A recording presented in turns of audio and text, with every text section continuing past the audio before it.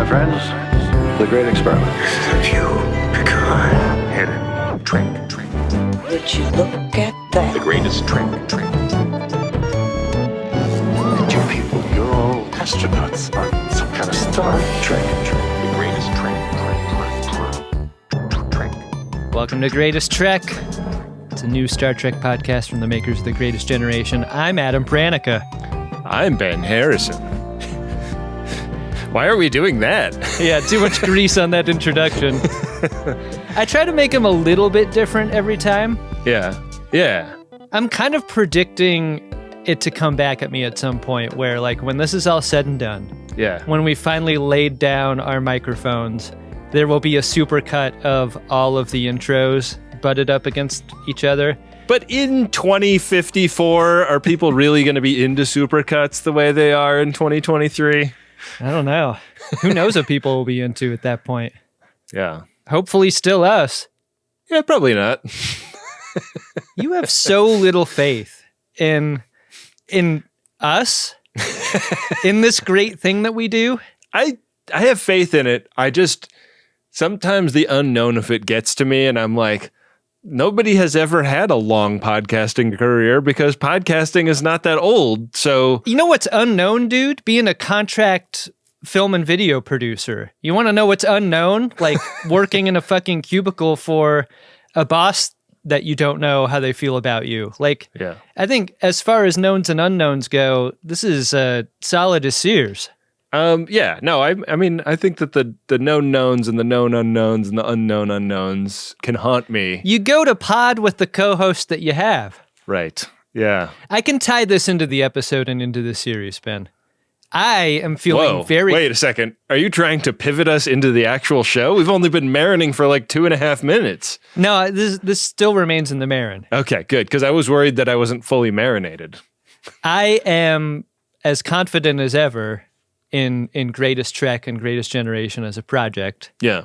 And in the 3/4 of us who are employees of Uxbridge Shimoda. It's really like, it's 3/6 of us. Like we've added a lot of like, you're sort of a contractor here now. Like, oh yeah, I like that. We've got like people that work on the store every month. We've got people working on edits all the time. It feels good to pay people for their work, and I love to do it, and I prefer to do it. I love paying rent when the rent's due. Yeah. I'm bullish on all of those things. Mm-hmm. This episode coming up that we're about to discuss was the first moment that my belief in Picard Season 3 has begun to waver. And we'll get into it when we discuss it, but I just had a whole bunch of thoughts about one particular scene. Okay. A moment of truth. I think I know what scene you're talking about, but man, that makes me want to get out of this, Marin, and get into the episode. Yeah, let's take off, like Mr. Rogers takes off the walking around cardigan and puts on the at-home cardigan. Oh, yeah. Let's do that for this episode, Star Trek Picard. Yeah. I love that guy has going out shoes and staying home shoes. That's aspirational. Damn, Daniel. You know the soles of his inside shoes are super clean, right? Yeah. You're not running into the tracking crud into your house problem. Because it's like a pretty uniquely American phenomenon to wear shoes inside the house, right? Like most other cultures decline to bring the outdoors in that particular way. Most cultures that aren't American know what is gross, and ours just does not. Yeah. You know? But like Mr. Rogers knew what was gross and found a way around the I want to wear shoes even though I'm indoors thing that all Americans are endowed with. Yeah. Not all Americans. A lot of Americans. The arc of a dirty house always bends towards clean eventually, right? I guess so. In these United States. And the arc of a Star Trek fight always bends towards sickbay. It's true, Ben. Let's get into the episode of the moment. It's Star Trek Picard, Season 3, the final season, Episode 3, 17 seconds. You know the greatest danger facing us is an irrational fear of the unknown. Self-discovery. Unknown. The unknown. And it looks like the Shrike is now in the nebular clouds during the logo sequence. Was that always there? Or did I just pick that up? I wondered that too. This was the first time I spotted it in there. The koala not in the clouds. The koala only in the clouds for lower decks, right? Get the koala into those clouds. Come on. That koala's canonical. That's what I'm saying. It's a canonical koala. Why is he smiling? What is he now? I'm Orthodox koala. Uh-huh. Oh, yeah. I believe. I'm reformed koala, but I believe as well. Yeah. You can't take my belief away from me just because I've somewhat modernized my system of tribute to the koala. Precisely. So we start immediate dogfight, and they can't warp out from inside this nebula. The nebula makes it impossible to make a warp field. It is a very beautiful nebular dogfight. Yeah. And Shaw realizes that they've got a sensors issue because of this nebula. So he orders people to look out the back window. And I really thought that was metaphorical. Like the way he says it sounds like well, Jesus, why don't we just have somebody look out the fucking back window then? We'll put a pin in that for later. Yeah, it's great. We get Captain's sequences in contrast here, right? Because we've got Shaw yelling his head off on the bridge about things that may or may not make sense, but Vadic, when she orders her crew around, she gets very, very quiet. Yeah. Like a parent who is so angry at you, Benjamin. Benjamin, I cannot believe you broke your tennis racket again. Yeah. And I have to buy you another one. Very triggering, remembering my mom drawing on her cigarillo and then and then ordering me to attack the spinny recliner in the living room that she'd always sit on. Yeah, right in the center of the room.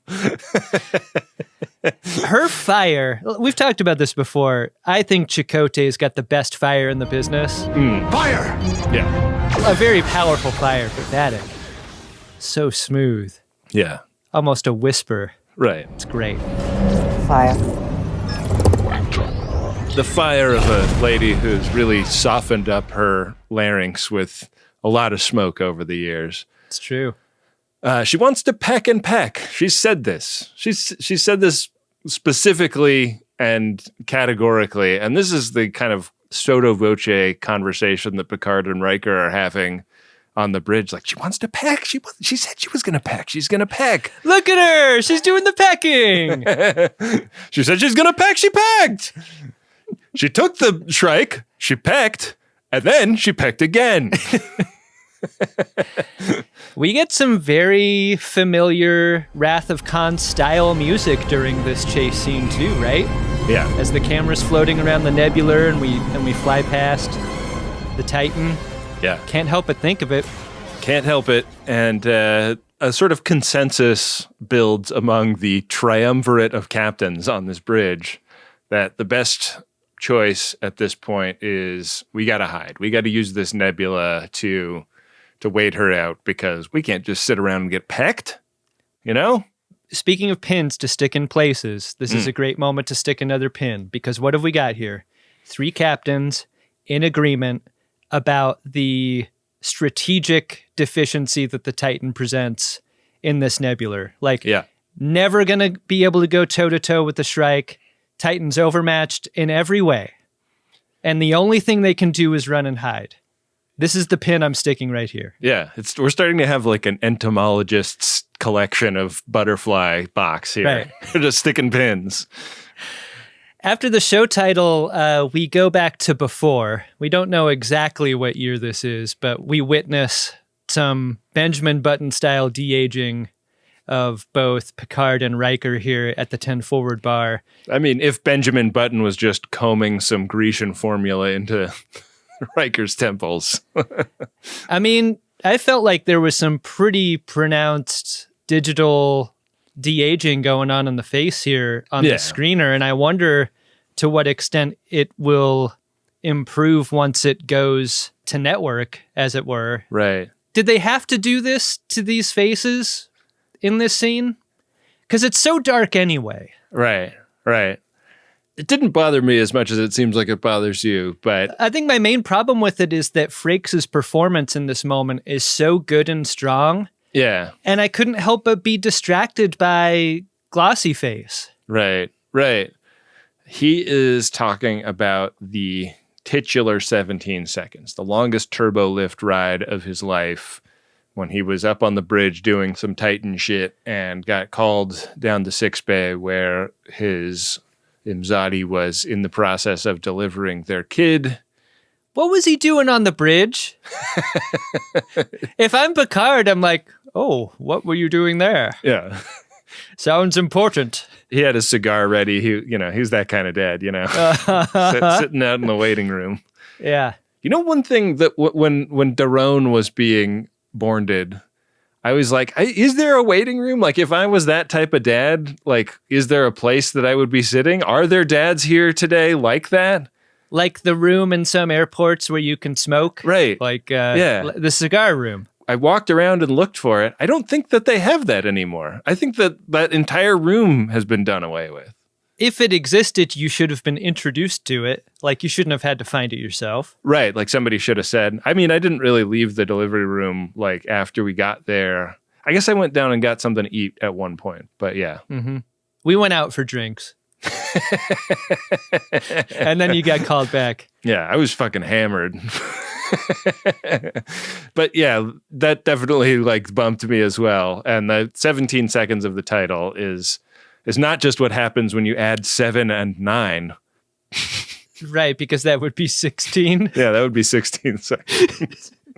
No, but I guess if you add 1 to that, then you get there. Yeah. Now it works. And the 1 is the new baby who's doomed, ultimately. The Thaddeus. And to parenthood. Anyways, he goes down there when it's touch and go during the delivery. Fortunately, mother and baby come out all right. But mother is very salty now because Riker is sitting in a bar on Earth getting schwasty with Picard and not there helping her. I'm sorry, Imzadi. I'll be right there. Bring the whiskey. If you thought new Star Trek was going to do right by Deanna Troi, this scene is here to disabuse you of that when Troi is brought in to throw a bunch of cold water on just boys just trying to have fun. Yeah. Just boys being boys. Yeah. It's like, do they have to render her like sitting inside a potted plant in the hollow image that pops up? You got to believe that there's a deal between Riker and Troi where like you're not allowed to enter my mind empathically in order to get one over on me in the parenting or during an argument or whatever. Like, she's got to be impossible to argue with, right? I was thinking you were saying that this is her playing a role to get him out of the hang with Picard. Like, so I'm going to go down there, like, give me 30 minutes with the old man, but then call me and like really like play up being like a shrew. Oh, enjoying whiskey and cigars, are we? The thing about Picard is he starts telling the same stories over and over again. It's impossible to leave. Riker would burn the world to save his kid. That's a thing he says in this. I mean, I think a responsible parent should stop short of that. Yeah, that seems like a Pyrrhic victory, right? Like, then what? You know what I like about Jonathan Frakes' performance as an actor, generally, and specifically here, is I love how he uses his hands. He uses his hands to demonstrate the size of a newborn baby. Yeah. He's done it before, like in Star Trek First Contact. He uses his hands a lot to show exasperation. Later on in this episode, he does it with Jack Crusher. Right. He seems very intentional with how he does that. And this is one of those scenes that's an example of it. Because I think a lot of actors gesticulating like that call unwanted attention to their hands. It becomes awkward, or like it seems like business for the sake of business. And he has a way of like actually adding to the emotional heft of what he's doing with his hands without being clunky or weird about it. They really are for emphasizing a point almost exclusively. He's really good at that. He's really good at that. So good at that Picard is like, you know, toasting him and complimenting him. And he's like, dude, you should have a baby. And Picard is not like, I'm 78 years old. What are you talking about, Will? You want to know about my own 17 seconds? That's about as long as I can stay hard. Picture me at 83 dropping my son off to preschool. Are you kidding me? We're both going to have to eat from a rubberized spoon at the same time. 2 airplanes landing into different hangars. I am too old for your bullshit. Young minds, fresh ideas. We don't.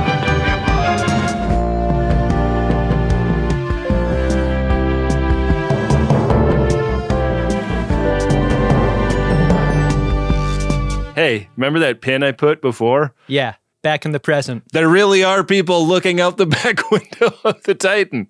Yeah. One of them is the dude from the beginning who was kind of giving a cross look to Picard and Riker as they walk through the Titan for the first time. Yeah. That guy, what is that dude's attitude about? Smirky guy. Yeah. Yeah. Yeah. The Nebular seems dangerous and also alive in a moment of dialogue that is totally sped by, right? Yeah, I was like, what is this? Star Trek Voyager? Electrical and biological signatures. Sounds great. Anyone else want to throw more weird shit at me? There's a moment here where everyone kind of catches their breath, and Shaw uses this as an opportunity to do a shift change. I thought this was interesting. Like, so often in Star Trek, we get long periods of people staying at their stations for what seem like days at a time. Right. And Shaw looks at his watch and he's like, all right, well, you guys have been working a double. You better go back and hit the sack. Yeah. While we have some relative calm here. I like this moment of like just starship business. Yeah. Is Shaw the best captain in Starfleet? God, I don't know. Seems like he's actually thinking about the well-being of his crew in a way that's really nice. Yeah, I like it. Good change for him. 7 gets a visit from Crash LaForge, who, wants to basically express like, hey, I know you got in a huge amount of trouble for what you did in the last episode, but I really respect it. What's wild about this scene is for some reason 7's door opens bottom to top like a garage door and LaForge like rolls under it and inside to talk to her. Yeah, and then just strikes like kind of an amazing pose when she comes to a stop. Yeah. One of the few ways my dad and I are alike. LaForge is there to share some kindness and some encouragement there. She doesn't have to do this. Yeah. She's on break. She should be sleeping. Yeah. I mean, she's clearly super exhausted if this is what she's doing with her time. She's not thinking straight. She barely has the energy to crash into anything at this point. Yeah. Much less a cot. Yeah. Meanwhile, down in 6 Bay, Beverly is doctoring sort of without a license. Like I don't know what the status is of her medical credential, but it doesn't seem like the Trill chief medical officer of the Titan would like any help from legendary Starfleet Dr. Beverly Crusher. I mean, that's an interesting description. How legendary is she if she was off the map for 20 years? Like, she doesn't have the reputation that precedes her into the 6 Bay the way Riker and Picard had at that dinner scene, right? Yeah, I guess not. She's no Pulaski. Yeah. We get a confrontation in 6 Bay between Picard and Crusher. And this is a really big, really heavy, intense scene. I love the way this is blocked because Picard and Beverly, after Jack and Riker fuck off, start on opposite sides of the room and they have many beds between them. And there's that long beat of silence before either of them starts talking. And I love the space that the scene is given to be quiet in a quiet spot. Because as soon as we begin to hear how things went down on Casperia Prime, a perfect day on borrowed time. The vacation capital of the Horvian cluster, Ben, as you know, where Dax wanted to take Worf on their honeymoon. Yeah, I never stopped thinking about it. I mean, what I disagree with utterly is the idea that they may have fucked under a waterfall. That just seems uncomfortable and not as frictionless as you would hope. Right. And it's like kind of a classic mistake because it seems romantic, but you can get pregnant in a waterfall. Even pre-waterfall. So they go back and forth in this scene about their perspective of that moment and the moments after, Picard not knowing that it would be the last time that they were together, Beverly seeming very sure that it would be, before, during, and after that moment. And, as the conversation continues, they move one bed length closer. And when they begin to talk about Jack, it's really about Beverly's maternal instinct for protection about him. She's lived an entire career side by side with Jean-Luc Picard and seeing what kind of danger you're in when you're him. And her not wanting, another son to be in that kind of dangerous proximity. Like, we don't know in what kind of danger Wesley, the boy is in. Young Wesley Crusher. My son. As a traveler of space and time, I can assume that there have got to be dangers to that bit of business, right? Hey, dangers! You scare me! Can somebody Photoshop Wesley Crusher into the back of the bus from The Simpsons? I'm in danger! This is something that Picard takes great umbrage with because the choice was taken away from Picard. This was Beverly making a decision for him. Yeah, but she didn't, I really like this scene because, going into it, it's like, yeah, what the fuck was Beverly doing? But I really see it from her perspective. Every time it seemed like there might be a chance for her to talk to him, something totally off the wall happened with a, attempted assassination of the Romulan Praetor or similar. Yeah. And the ability to get his attention was just impossible. And she was already kind of out the door before she found out she was pregnant in the first place and just kind of gave up on him in a way that tracked for me, in a way that I think was hard to achieve in this scene. Yeah. But they did it in my estimation. We break up the scene with a moment between Riker and Jack Crusher outside. And Riker is just generally amused by Jack in general. This is a feeling that Riker's had for the entire season so far. Yeah, yeah. He's like, I've known you since you were something Picard should have done a long time ago. How does Jack know that his father's a golem? How does everyone know that? Did they have to do some kind of special legal loophole to allow a synthetic into the Federation again? If your dad is a golem, there's no DNA test that works under those circumstances, right? Yeah. The Maury Povich moment is not the father. He's out of business in in this utopian future. I mean, and they're just out on a corridor and a bunch of people are kind of smirking and giving Jack the stink eye as they walk by because, to them, they're in this awful predicament because of him. And Riker counsels Jack in this moment and is like, look, this could be your moment to turn this bad boy image around and become an inspirational figure like your dad. Right. And Jack kind of talks past this. He's like, I've heard stories about my dad that my mom would tell, and they always made her sad. And that makes Riker sad because when he tells Jack that he has a wife and a daughter and he had a son, oof. Yeah. It's a tough moment. It really is. There's one line of dialogue that's my favorite part of maybe the whole episode. If you got family, Riker, Feel free to call me Captain. It's so subtly withering. I love that. Yeah. Hey, show some respect, little Sonny. Yeah. We cut back to the conversation between Beverly and Picard, and she's describing sort of what life has been like for them in the last couple of decades, going around helping backwaters, trying to find a way to, live a life that leaves the galaxy a better place than they found it. And then suddenly, somehow, everyone is after them. The budget of bad guys that want them dead or want to abduct Jack is through the roof. And all she can think of is that this has something to do with who Jack's father is, because these are Picard level bad guys, not Jack level bad guys. It's either that or like anytime you work for the Mariposa medical aid company, the chances of you dying in a bar fight or equivalent are so high.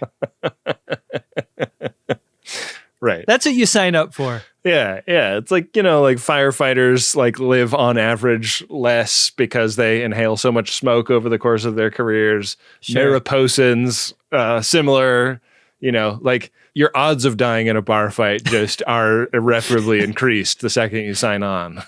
Most medical aid in the galaxy is delivered to bars. It's where people gather.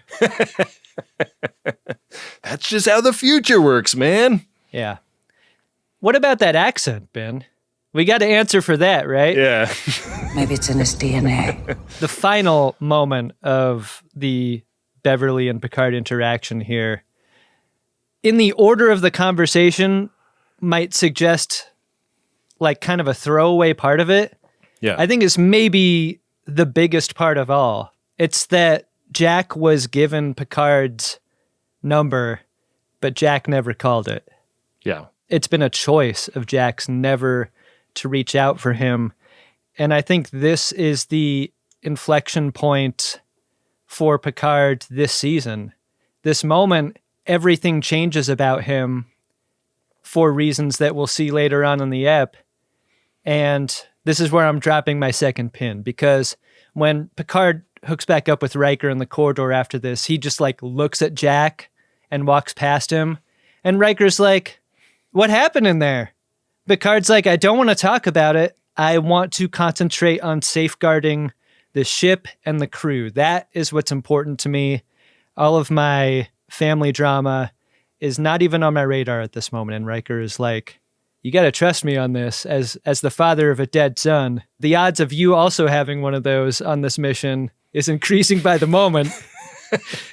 You might want to take advantage of these moments when you have them. And he's not trying to hear that. He is all about the ship and the crew at this point. This is a tear that can't be put back. Yeah. Picard does not feel that his situation with Jack is even worth trying to fix. Yeah. Here comes the Shrike, and the one person looking out the window picks her up. That other guy's fucked off. Yeah. Where'd that guy go? Yeah.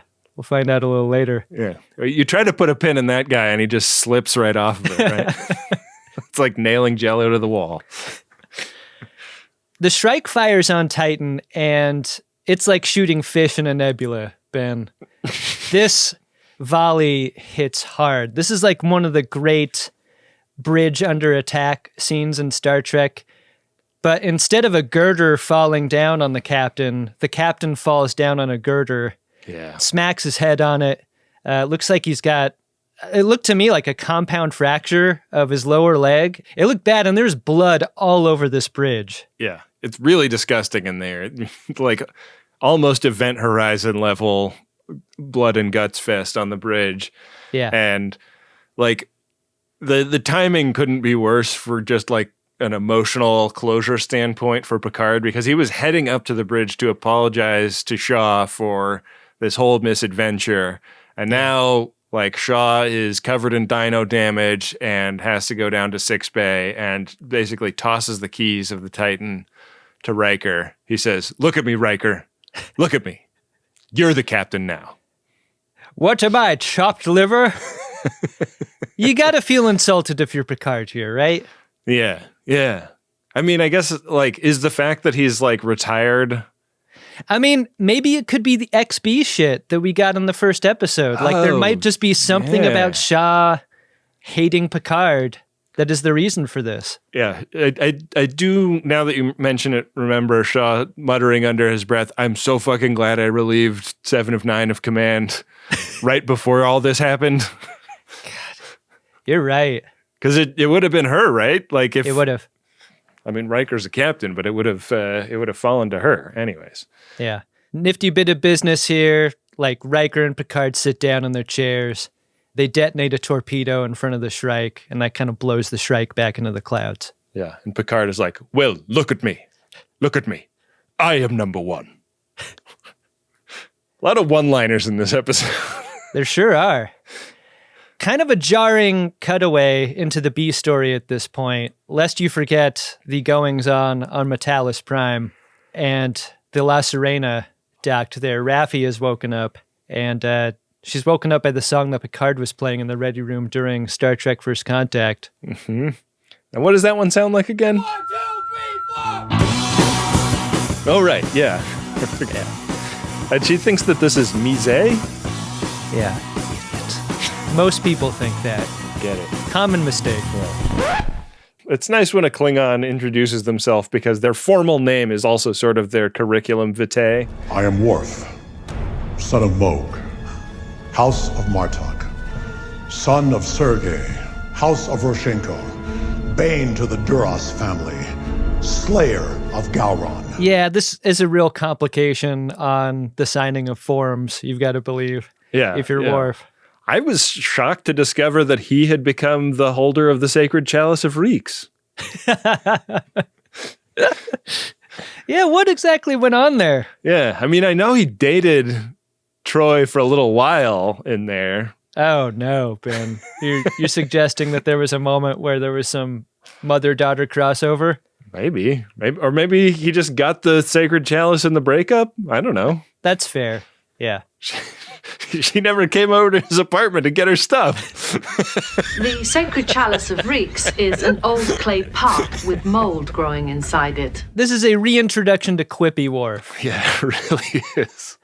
Worf as funny Worf. Yeah. As maybe not self-aware about how funny he is and weird he is. Yeah.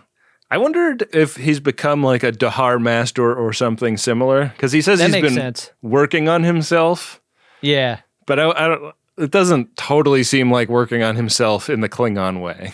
Right. Raffi is a little slow on the uptake, but she has finally put it together that Worf has been her handler the whole time and was the one to save her in that room full of heads getting chopped off in that meeting with the Ferengi. Worf talks to Raffi the way he used to talk to Alexander, right? Like, Michael Dorn really nailed that paternalistic condescension that makes Worf Worf. That is such a great call. You blew my cover. You had already accomplished that. He put that right back on. He totally did. Yeah, he's convinced that there's something bad brewing, and she's like, I don't know if you have been watching the news, but it already happened. And he's like, no. Something way worse. Yeah. Try to imagine something worse than that. Yeah.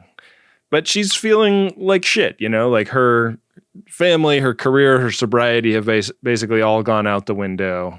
And fortunately, Worf has a lead on the next step in this investigation. Somebody named Titus Ricca is, you know, the person that could tell them who stole the weapons. And that's an exciting lead. I don't know where it came from, but they're going to go run it down. And she convinces Worf to let her tag along for it.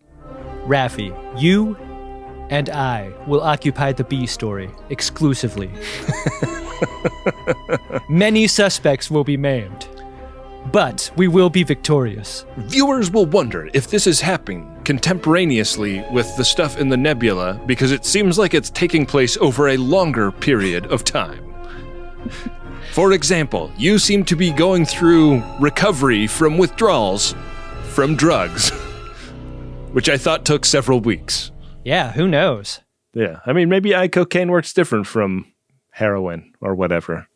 Yeah.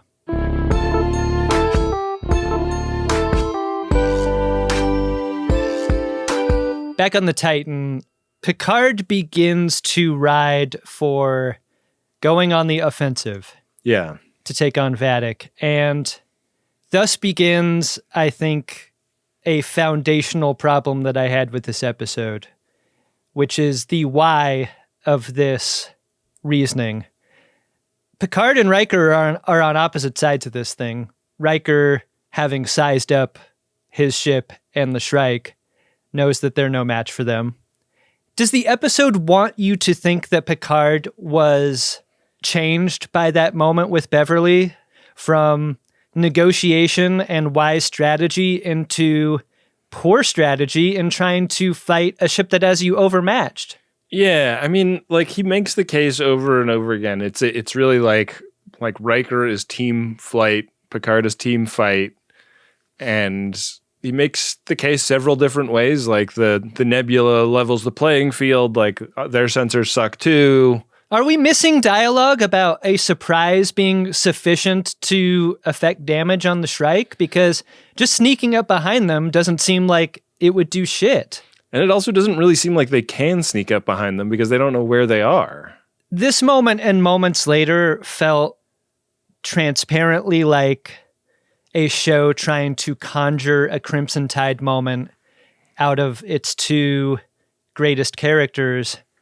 And it starts here, but because neither of them are making an effort to keep this between them and from the crew, and because Picard's reasoning does not seem grounded in anything we've seen or heard from him up until this point in this episode and up until this point in his career. I mean, once this moment comes to a climax, I just couldn't believe it. I think that the math that we are being asked to do is like reducing all of the fractions. They're fucked either way. And hiding is just going to like draw it out. So Picard is like, our one chance is to sucker punch them and get the fuck out of here. And in a way, he's right, because the other option is to go the way of the Mariposa, right? Like to have all of their systems slowly just get mangled by the nebula and by the pecs of the Shrike until, you know, they have no hope. Like, it doesn't seem like they can hide indefinitely because of how damaging the nebula is, like, even if they weren't getting pecked. It seems like you and I, in our conversation, are able to articulate both sides better than these two characters are. Yeah. And I wish that this was done better.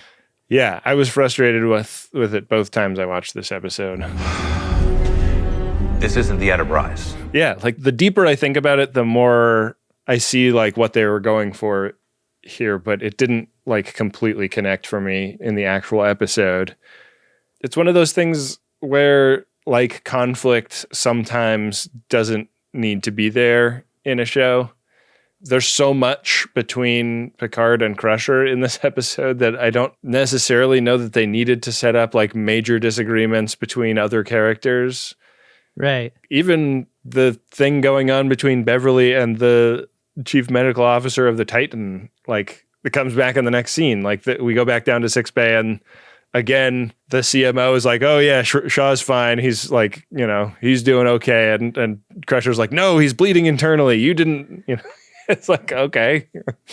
He's bleeding internally, and also Captain Shaw is rocking massive Knuck in this scene. Like, maybe best Knuck in new Star Trek is what Shaw is rocking here. Has anybody explored the idea that he's not bleeding internally? It's just that too much of his blood has gone to one particular part of his body? Really amazing. Like, in Profile, they roll him over almost immediately because they're like, all right, this is too well lit. Mm-hmm. Yeah. He's really Liam Neesoning in this scene. Yeah. He's in a ton of pain, but through that pain asks the key question, like, what is the Shrike tracking? Because we keep getting hit. The Shrike seems to be able to figure out where we are in the nebula. So there's a trail of breadcrumbs or blood or something that we're leaving that Vadic can track, and this is expressed to Jack Crusher.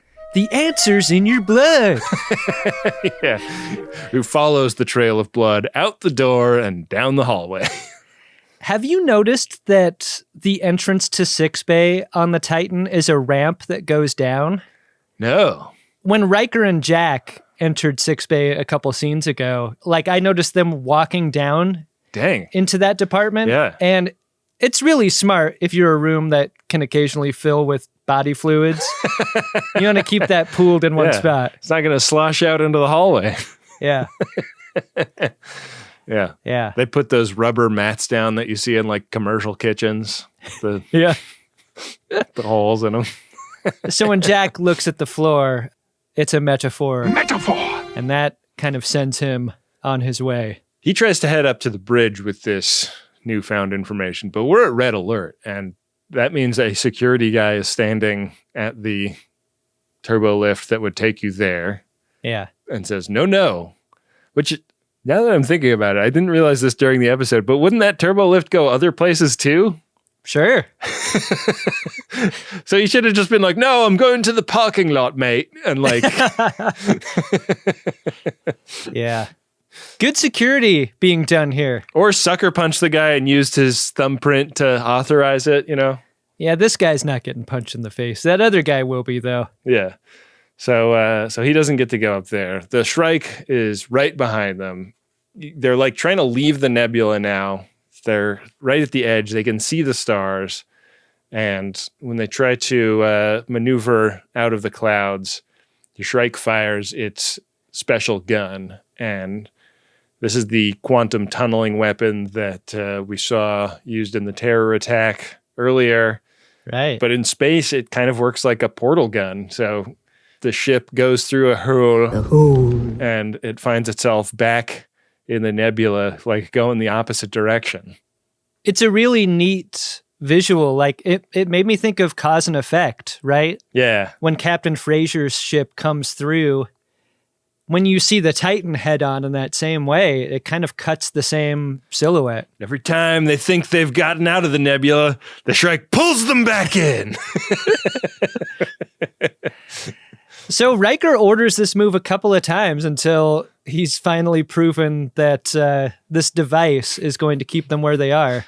Yeah. And Picard starts getting extremely lippy with Riker. Well, she's corralling us.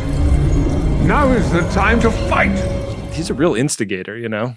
Back on Metalis Prime, the B story continues with Raffi and Worf working together to apprehend Titus Ricca.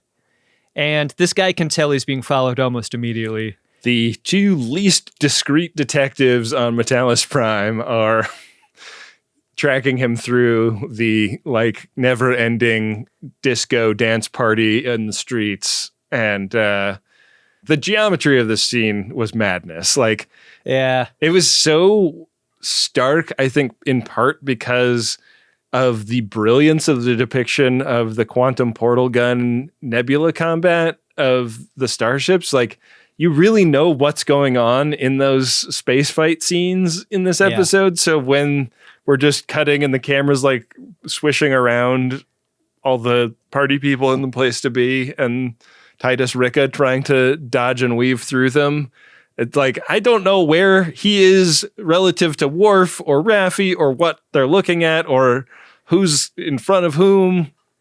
It seems like a scenario that's a lot like back when crew people used to walk around corridors of the Enterprise D. Right. You only have so much run out before you need to switch the angle. Yeah, we have like 17 extras in space party clothes, and we need to make this look like it's a big crowded place. So what do you do? What I really liked about the climax of this moment is something that, like, I've heard The Rock is in Star Trek Voyager. We haven't gotten there on our mainline Star Trek podcast, The Greatest Generation. But Worf takes Titus Ricca and rock bottoms him through this table. And I wonder if that's an homage to The Rock. You talk about Easter eggs in new Star Trek. Yeah. I think this is one of them. Well, much like The Rock appearing on Voyager was a cross promotion of WWE coming to UPN or something. Yeah. When America's SmackDown hero takes on Voyager's Battlestar Babe. I'm sure that Paramount Plus is like getting a wrestling concession on there. So that's why they chose to do this. We need to score a lot of Latin fast. We're licensed businessmen.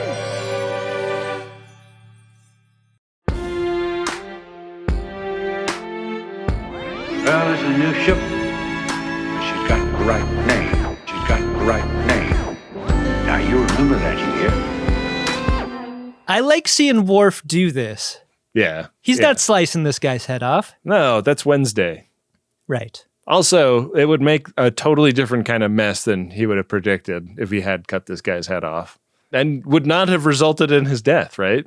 Right. So they've gotten their quarry, and Jack is knocking on 7 of 9's door to tell her his theory because he can't get up to the bridge to tell anybody not relieved of command, his theory. He's like, I think it's weird, first of all, that your door opens from the bottom. Like, that's just kind of bizarre.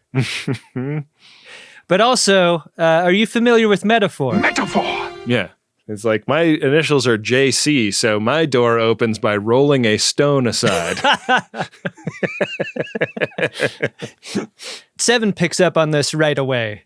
She's like, well, if the Shrike is finding us so easily, we got to be leaking something that is more easy to find than our ship. Yeah. Something that's leading this thing straight to us. Something that you could use something as low rent as a mass spectrometer to find us with. And they both settle on Verterium. Yeah. Which everyone knows is the insulation to the warp coil. They've got that down in the warp core. So always a good time to sucker punch a security guy. And Jack takes this opportunity and they head down there. Did you notice the security guy had Casey Neistat face? I did not. I looked at this guy and I was like, is that Casey Neistat? No, it's Dean Neistat. Whoa. His brother. Wow. That's a fun stunt cast. Who is like a stunt guy and an ex-military dude, and like, he's a guy. Yeah, wow. I like those videos. I think they're fun. Yeah, that's fine. They go down to the warp core and they just find that that place is full of wooden shoes. Hence the word sabotage. Yeah. They put on their Bane masks and they're like, this damage, it's not accidental. It's sabotage. We will fix the Verterium gas, and then you have my permission to go to warp. So yeah, they report this up, and Picard is like bloodthirsty at this point. He's like, now we can set a trap. We have an advantage. Yeah. Riker is still like not down to make this into a dogfight, so he has to put his foot down. He's like, no. Sit down, Admiral. I'm the captain of this ship. During the rewatch, I scrutinized all the moments between Picard and Riker, and I was like, well, is one of them a changeling here? Because it started to get so far afield of the characters that we know and the priorities they would have in a moment like this, that I was like, was there a chance of one of them being swapped out? Wow. Ahead of this, and that being the reason? And Picard specifically, was Picard a changeling here? And I haven't watched ahead. I don't know if that's the truth. But that was how incredulous I was about the eventual climax to this argument that they're having. Because we find out in the next scene that the saboteur is a gold, that one dude with the bad attitude comes and knocks out Jack Crusher. I was very disappointed in the scene because I'm like, I don't think that the golds are friends with the nubbin bugs. I'm really starting to worry about my fan theory for this season. Picard calls down to the room where Jack is in, and he's like, Jack, how are you? I've decided I've wanted to talk. And Riker looks at him and he's like, I'm sorry, Jean-Luc. Your son is dead. This guy's got Robert Patrick face, right? Yeah, he kind of does. I kind of feel like that. Yeah. Wait, is it Robert Patrick? No. No. So back on Metalis, Raffi and Worf are playing good warrior, bad warrior with Titus, Rika. He seems to be in withdrawal. Raffi is really like trying to get under his skin, really eager to start pulling out fingernails, and Worf is not. Yeah. Have you ever seen how far a Klingon warrior can shove a sword up someone's... I do not do that anymore. But they're trying to find out, like, who did the heist at the Daystrom Institute, what's going on. And Titus Rika doesn't really have a lot to say. He is in such bad shape that, he's not a very pliable interview subject. This is another scene that asks a lot of Michelle Hurd. And I think her being wrong in this scene kind of takes a really great and intense acting scene for her and kind of undercuts it a bit in a way that I found unfortunate, Yeah. I mean, but you have to show that conviction whether or not your character is right. So absolutely, yeah. I mean, I think that the scene, it's not great for the character, but I think she does a great job with it. Yeah. Meanwhile, in the engineering section, his Bane mask ripped off. Jack kind of comes to momentarily, and he's like all woozy, and he sees 7 of 9, and she's saying something about connecting the branches. It was very hard to make out, but there's some sort of like veiny tree branch thing growing behind her, and it's real blurry.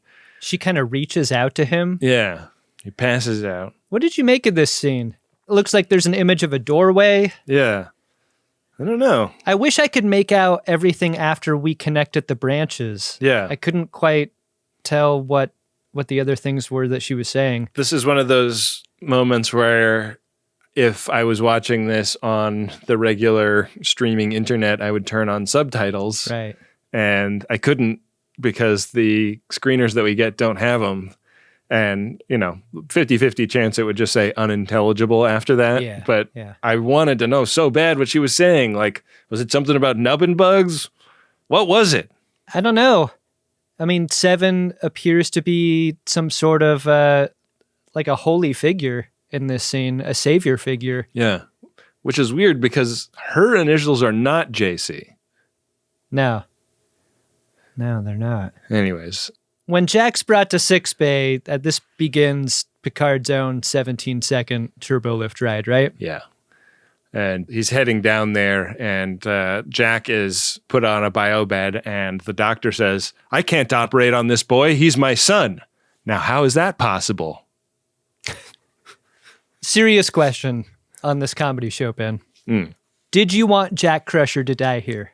I really thought that that's where they were headed with it I thought so too. And in a way where I was like, does that smack too much of the thing that happened with the post Star Trek 2009 films where it felt like they were so fixated on just warming over ideas from the old films that they forgot to come up with any interesting new ideas along the way. Right. And like the Picard finding out he had a 20-something-year-old son who then dies really senselessly would feel so Star Trek 3 that... Yeah, but where I was like, is this reheating season 2 where it's like at the very end, he gets a second chance to have a relationship with someone who becomes family? Like, right. Does Jack become the Laris of season 3? Like, where he's making things right? Quick, get a golem! Surely you have an emergency medical golem in sickbay. Nobody I like is allowed to die.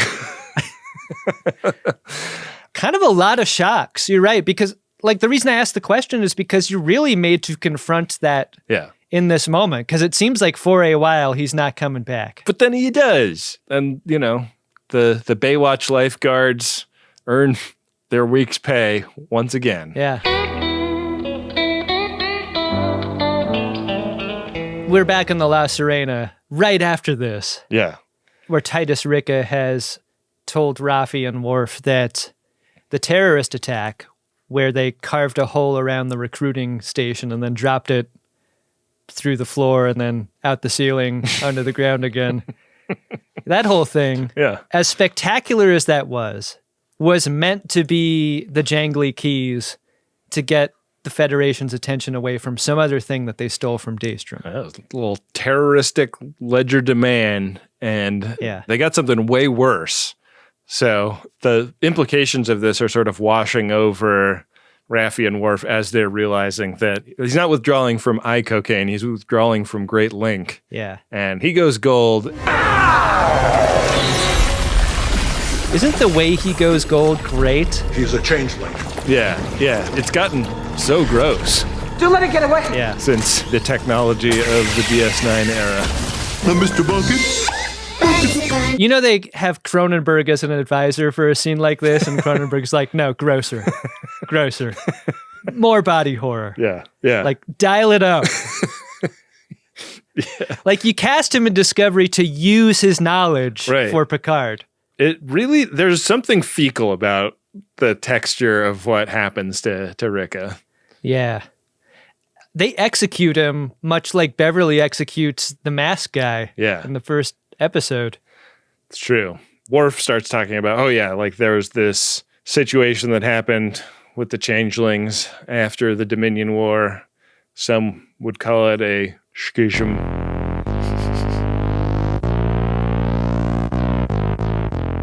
I got a buddy inside the link that told me about this. I'm not going to say his name. That would be disrespectful. Right. Man of honor. But basically, there are gold edition Maquis. Maquis? And they seem to be behind this whole thing. It would be a major problem if they were everywhere. Right. So time to head to Daystrom and find out what else got stolen. But before that, we don't go back to Daystrom this episode. I don't know if that happens down the line, but we're back on Titan, where Picard, again, will not shut up about getting into a firefight with the Shrike. Yeah. We're out of options, Captain. We fight or we die. There is no new evidence here. It's all the smoke of a Crimson Tide argument, but there's no fire, there's no foundation to it. Because we're not thinking about how right or wrong these two characters are. I'm thinking personally about why in the F Picard is acting like this. I'm like trying to do the math of whether he's a changeling or whether that interaction with Beverly and the reasons his son doesn't want to be with him have suddenly made him bloodthirsty. Right. Or maybe his golem is just on the fritz or whatever. But like, by the end of this episode, they never get Vadic on screen. They don't attempt to talk to her anymore. This is Picard going full ready to shoot and not even ask any questions later. Yeah. And the whole ship is basically full of wooden shoes at this point. Right. The tactical advantage of knowing about this gas that's been leaking goes out the window when the local gold sets an explosion off that kills their warp power. Yeah. And it sort of forces Riker's hand. Like at this point, Riker can't even make a case for not fighting. With escape not on the table anymore, yeah. Yeah, so they let a full spread of torpedoes go, and the Shrike opens a hole and dumps those torpedoes right on the ass of the Titan. And it is a massive self-own. Like, you can see Picard is humiliated, even. It's a moment from Miriam submarine films. You see the bad guy shoot a torpedo and it circles around and hits themselves. It's kind of unusual to have that, and it happens in Khan. But yeah, it does. It's weird to see it happen to the good guys, you know? It's so satisfying when it happens to the bad guys, and it's so devastating when it happens to the goods. Yeah, they shot themselves right in the ass. Yeah. And the Titan is totally crippled. It's doing that end over end flip in space that is really gross for a Star Trek viewer. You don't like to see that. And they've talked about there's this gravity well inside the nebula that might be alive that they're getting sucked down toward. So it's just like the cell phone to gravity well. And Riker turns around and kicks Picard off his own show. Remove yourself from the bridge. You've just killed us all. My favorite part of this moment is the direction, because when Riker delivers this dialogue to Picard, we're in like the dirty single, right? We were seeing the back of Riker's head and we're seeing Picard. We never see Riker deliver this line. Yeah. And you think about all the moments where Riker has gotten the hero moment of a line delivery like that and you see his face. And I love the choice that he makes in not showing his own face here and only showing the reaction of Picard's. I thought that was really well done. It's a good choice. Even though I hate everything that led up to that moment. Yeah. And I'm in disbelief about it. That was really nicely done. I mean, I think like the more I've thought about it, the more I feel that moment actually does have justification, but maybe just wasn't like well elucidated in the script. But I agree. That is a fucking gut punch that this episode ends on. And it makes me wonder if you liked this episode.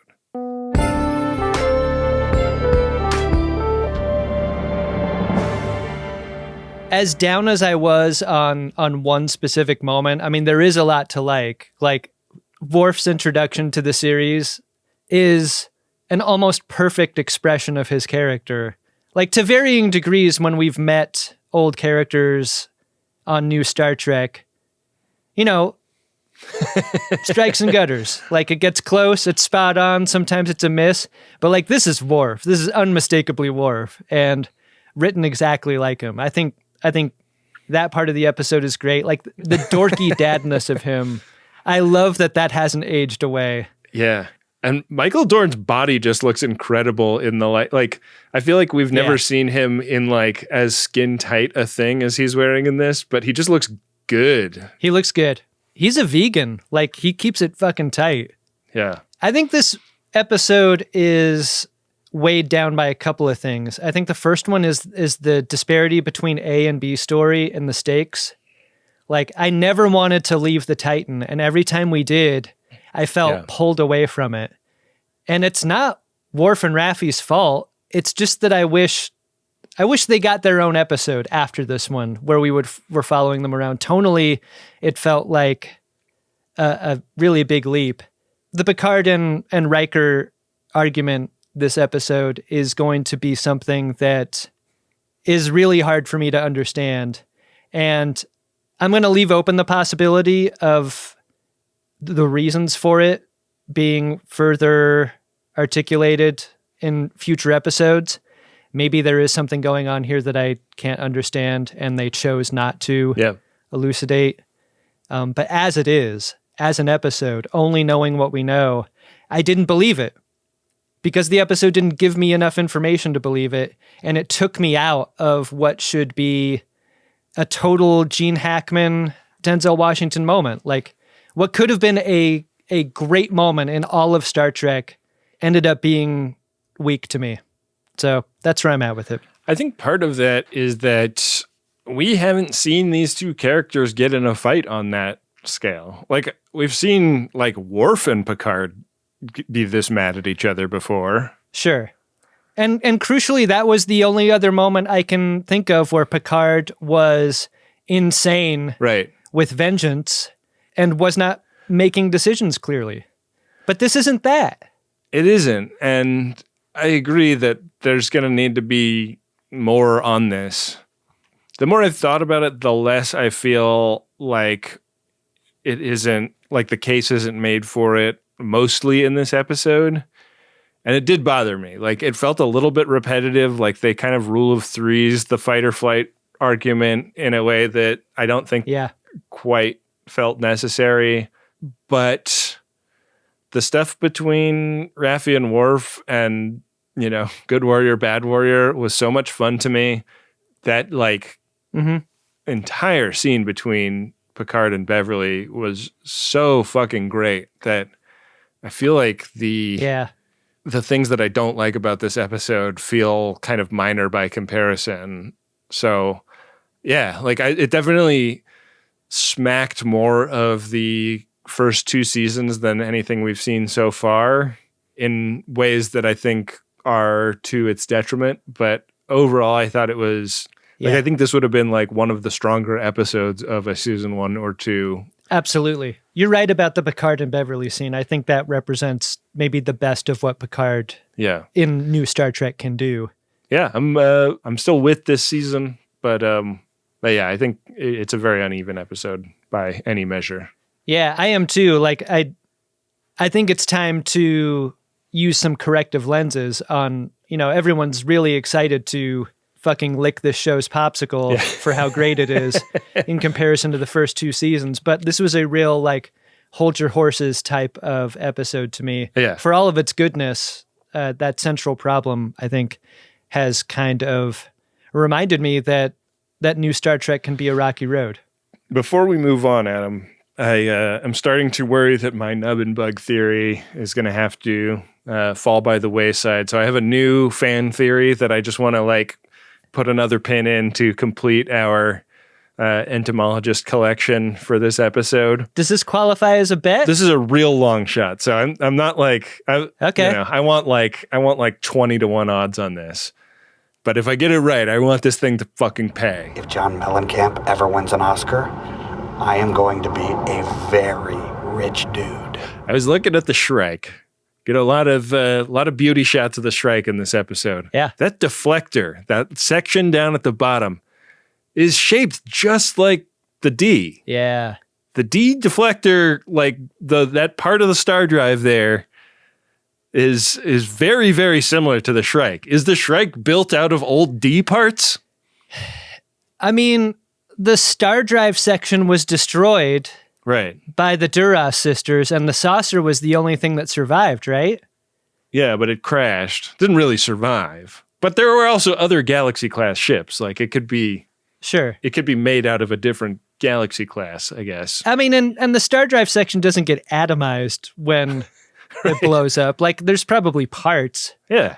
So, anyways, that's my extremely long shot fan theory. I do like the idea that Vadic and crew are somehow, in the dustbin of a mission history of the D. Yeah. And that their revenge is predicated on some slight that Picard and Riker may or may not have done. But if what Beverly tells Jean-Luc in that scene is that this is less about Jack and more about Jean-Luc, so her gripe has got to be about father and not son. And that's really why I thought Jack would possibly be killed this episode, is like it would center the story back on Jean-Luc. Yeah. Well, do you want to center our podcast on our listeners for a moment? Oh, yeah. I'm going to go check our Priority 1 messages, Ben. Priority 1 message from Starfleet coming in on secured channel. Ben, our first Priority 1 message is from longtime listener, first-time P1er, and it's to Ben and Adam. Message goes like this. It sounds, on Greatest Gen, which I know is not this show, like you're dreading the game of butthole, so I wanted to suggest you could Marie Kondo it. Regular eps are still good pod. If that's too serious, maybe skip that paragraph. You may want to use a time crystal for that. And just play the Ro and Harry Kim drops.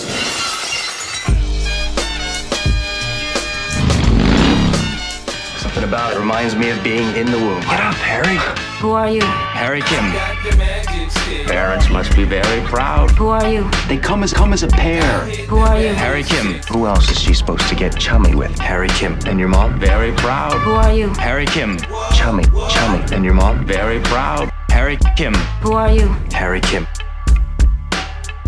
What do you think would happen if they met?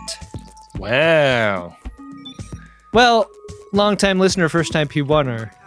Ro did kind of already meet Harry Kim when both she and Geordi were invisible together. Geordi really the Harry Kim of Star Trek The Next Generation, wouldn't you agree? You mean like the stick man on the DL? Right. Yeah. Total bullshit, man. It's just bullshit. Man, I think that Ro might be the first woman to really be Harry Kim's match. Right. If they ever met. Longtime listener, first time P1er, referencing to the gamification of our hit Star Trek podcast, The Greatest Generation. Yeah. I think the dread is part of the point, That's a show where occasionally we'll drink something during, or we'll do it in a different way, or whatever. I'm not dreading the game of buttholes. Yeah. There's squares that we dread, but that's like the idea is that there's like a risk element. I only dread a bath I'm forced to take. Do you like a bath that you're not forced to take, or are you just an anti-bath overall? I'm not an anti-bath. I like a bath. Okay. I just want to do it on my terms. Maybe we get it to line up one time where you're like, man, I could really use a bath, and then the dice hits, Yeah, like after camping. That's when you want a bath. Yeah. Maybe the problem is you're not doing enough camping. I think I'm doing enough camping, which is none. Our next Priority 1 message is from your wife, and it is to Stonewall Ironcock /HWIMH. Goes like this. Happy 27th year together. The girl and I are lucky to have you. And thanks for introducing me to this crazy pod and show. Looking forward to at least another 3 cubed years. Everyone knows HWIMH is he who is my husband. Yeah. Pretty nice message there from your wife. How much is 3 cubed? Oh, that's 27. Mm-hmm. At least another. Okay, so they could have a really good run in there. 27. It's a lot of years. Way to make it. Yeah. I believe in your wife and Stonewall Ironcock. Hopefully you're getting along better than Riker and Troi at this point. Yikes. Sorry we missed your delivery window on this by a few weeks. Hey, that's actually a good opportunity to talk about the fact that the P1s on Greatest Trek are filling up. So if you'd like to get one and target it for a particular day, I would jump on that ASAP. Yeah, personal messages are super appreciated, but also a lot of businesses getting that Greatest Trek bump. Yeah, you can get that by going to MaximumFun.org/Jumbotron. Hey, Ben. What's that, Adam? Did you discover yourself an Edward Larkin? Edward Larkin! I'm going to give it to Titus Ricca. Okay. The reason I'm going to give it to Titus Ricca is that golds are so good at blending into crowds because the second you lose sight of them, they can look like somebody else. Oh, you're right. This guy sucks. Why didn't he change? Worf got the drop on Titus Ricca, okay? Worf has never gotten the drop on anyone. That's true. All Titus had to do was go behind a door. Yeah. Like, the only person that Worf ever got the drop on was that guy that, like, ran into the room and Worf did that, like, open palm to the nose move on him. Yeah. Brained him with his own nose. But that guy just basically, like, ran right into Worf's hand, you know? Yeah. I think my Edward Larkin's going to be Worf actual. Just for his personality. Yeah. There's no one like him. It really isn't. He talks about himself as a subcontractor. Yeah. Still maybe a little unclear where his allegiances lie. I think we're going to find out more about that down the road, right? If this war starts to heat up, yeah, maybe we'll find out. Yeah, maybe so. Yeah, I wonder who the contractor is. Who's the general on this job? Great call. I don't know. I think you got to believe that if you're running a security operation, Worf's going to be a liability. Maybe you don't want him on your most important case, right?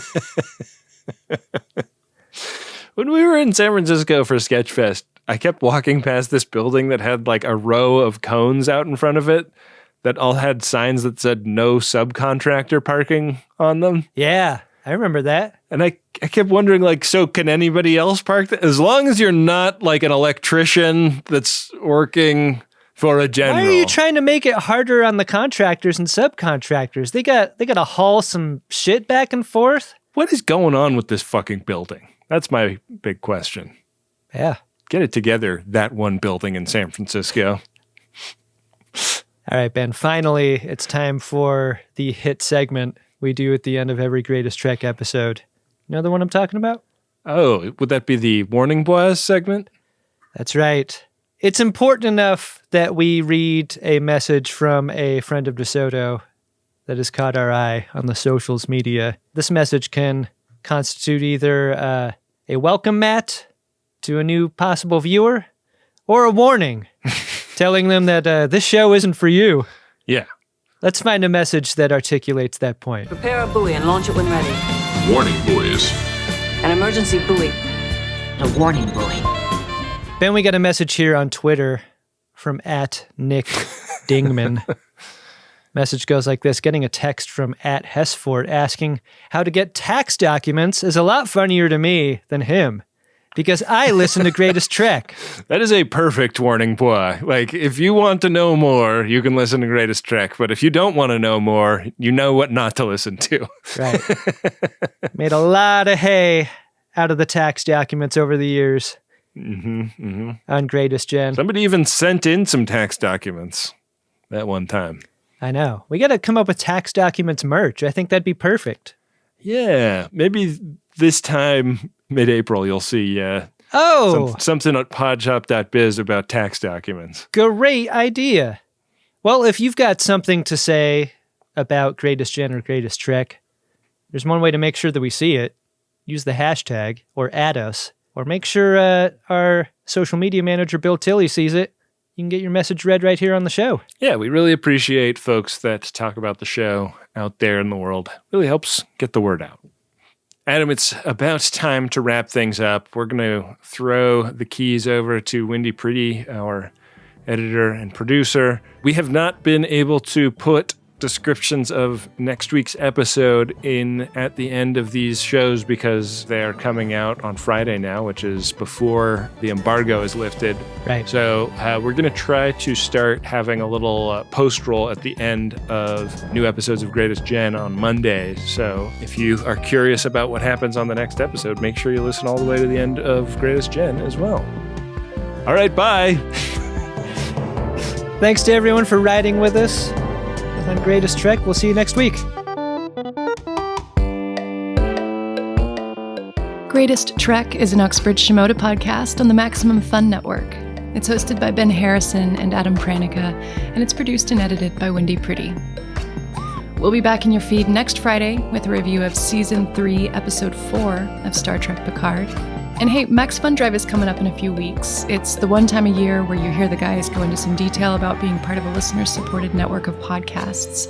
It's the best time to support the production of The Greatest Generation and Greatest Trek, and especially if you've never contributed before, you can be a part of helping Ben and Adam keep doing what they're doing.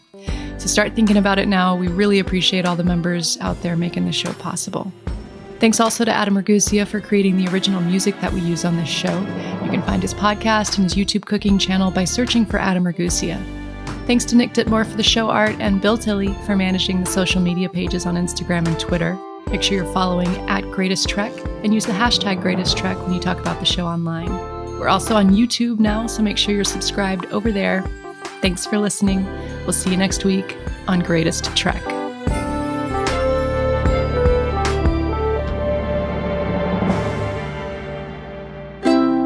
MaximumFun.org.